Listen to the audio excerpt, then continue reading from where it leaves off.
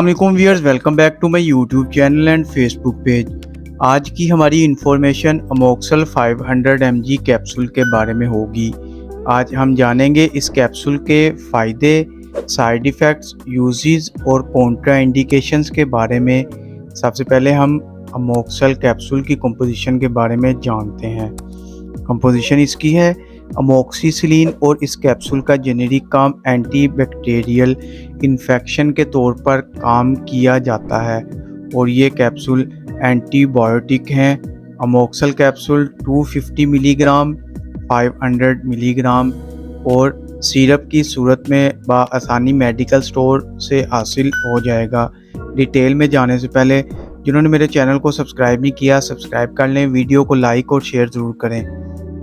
इस अमोक्सल कैप्सूल के फ़ायदे और जानते हैं कि किन किन सूरतों में इनका इस्तेमाल कर